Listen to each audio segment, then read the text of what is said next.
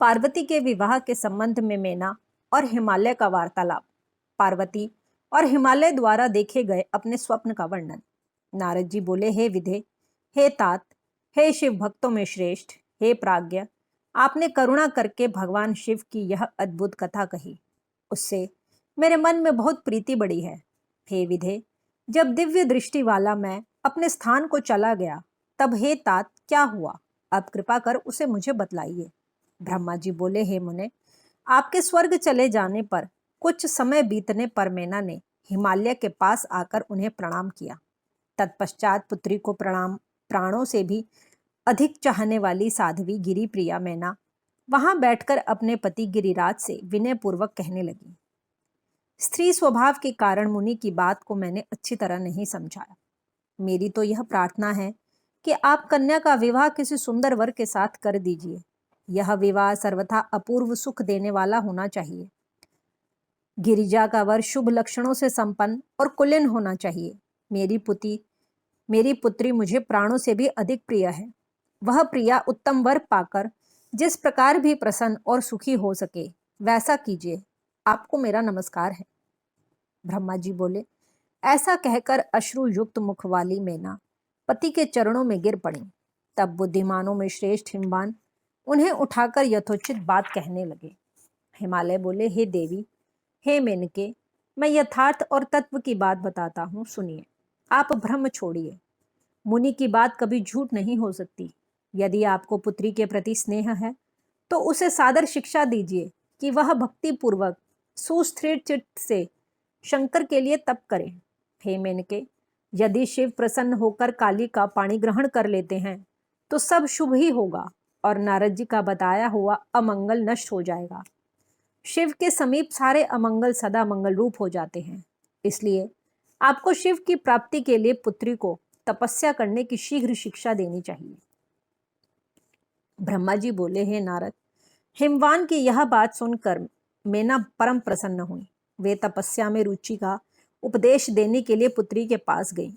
पुत्री के सुकुमार शरीर पर दृष्टिपात करके मैना को बड़ी व्यथा हुई और उनके दोनों नेत्रों में शीघ्र ही आंसू भर गए।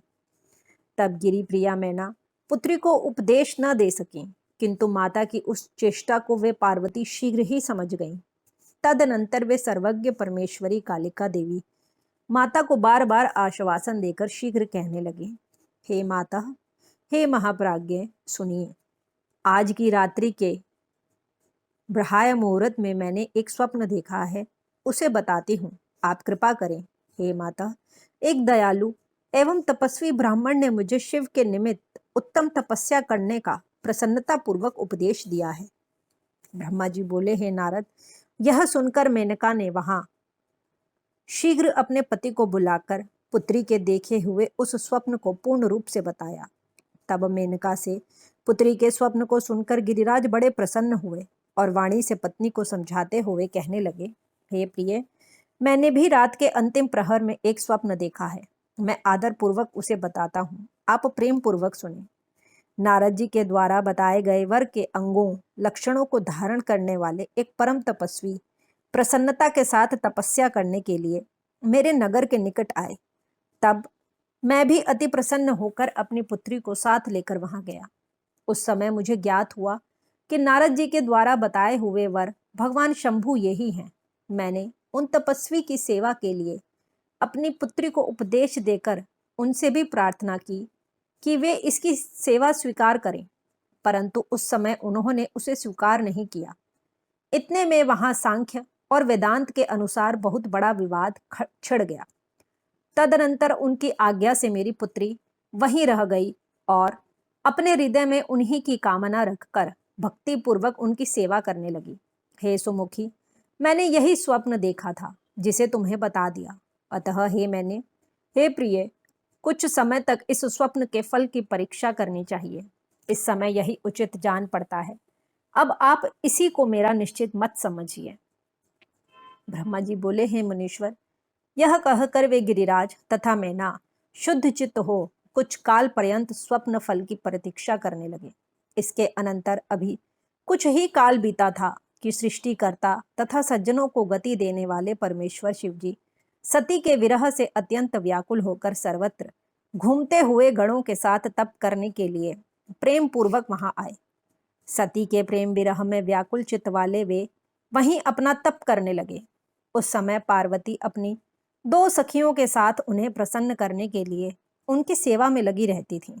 उस समय उन आत्मस्वरूप शिव को मोहित करने के लिए देवताओं के द्वारा भेजे गए कामदेव के बाणों से विद्ध होकर भी भगवान शंभु विचलित नहीं हुए। अपनी नेत्राग्नि से कामदेव को जलाकर मेरे वचन का स्मरण कर वे वहीं अंतर्धान हो गए। तत्पश्चात कुछ समय बीतने के बाद गिरिजा के अभिमान का नाश करके पुनः उनकी कठोर तपस्या से प्रसन्न किए गए महेश्वर प्रसन्न हुए। उसके बाद विष्णु के द्वारा प्रसन्न किए गए रुद्र ने लोकाचार का आश्रय लेकर पार्वती के साथ विवाह किया। उस अवसर पर बहुत मंगल हुआ। पुनः ब्रह्मा जी बोले, हे तात, इस प्रकार मैंने संक्षेप में विभु शंकर का अत्यंत दिव्य चरित्र आपसे कहा। अब आप और क्या सुनना चाहते हैं? इस प्रकार श्री शिव महापुराण के अंतर्गत द्वितीय रुद्र संहिता के तृतीय पार्वती खंड में स्वप्न वर्णन पूर्वक संक्षेप में शिव चरित वर्णन नामक 9वां अध्याय पूर्ण हुआ।